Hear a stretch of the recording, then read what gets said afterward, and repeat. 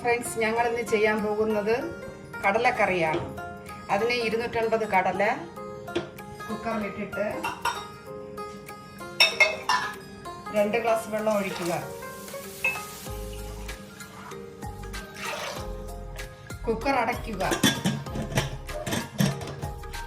3 whistle കേൾക്കും വരെ. കുക്കറിൽ കടല വേവുന്നുണ്ട്. നമുക്കതിനാവശ്യമായ ഒരു പാൻ എടുത്ത് ഉള്ളി കടുക് തളിച്ച് വെച്ചിട്ട് ഏലക്ക, ഒരു ഗ്രാമ്പ്,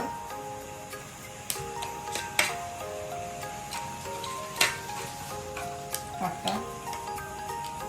ഒരു മുളക് ഇട്ട ശേഷം 2 സവാള,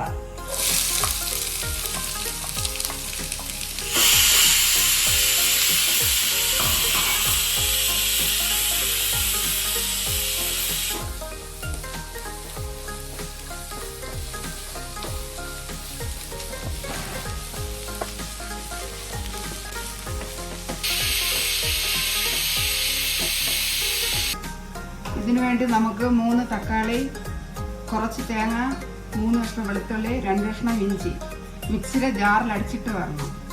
ഉള്ളി ഇതുപോലെ ബ്രൗൺ കളറായ ശേഷം നമുക്ക് തക്കാളി പേസ്റ്റ് അടിച്ചത് ഇടുക.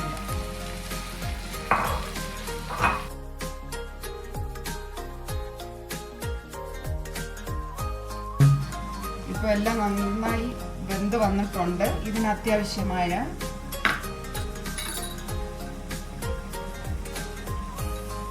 കുറച്ച് മഞ്ഞൾപ്പൊടി, 1/2 സ്പൂൺ മുളക് പൊടി,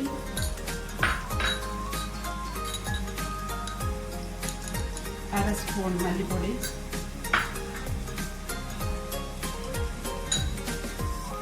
ഗരം മസാലപ്പൊടി 1/2 സ്പൂൺ, പെരിഞ്ചീരകം 1/4 സ്പൂൺ. ഇത്ര ഇട്ട ശേഷം ഇളക്കുക.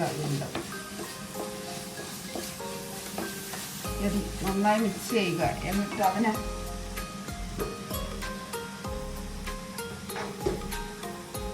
അതിനാവശ്യമായ ഉപ്പ്, നേരത്തെ കുറച്ച് ഉപ്പ് ഇട്ടിട്ടുണ്ട്, അതുകൊണ്ട് ഞാനിപ്പോൾ കുറച്ചായിട്ടത്.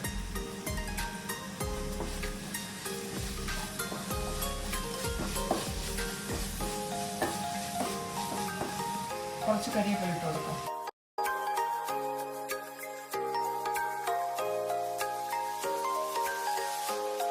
വേവിച്ച് വെച്ചിരുന്ന കടല ഇതിലേക്ക് തട്ടാം.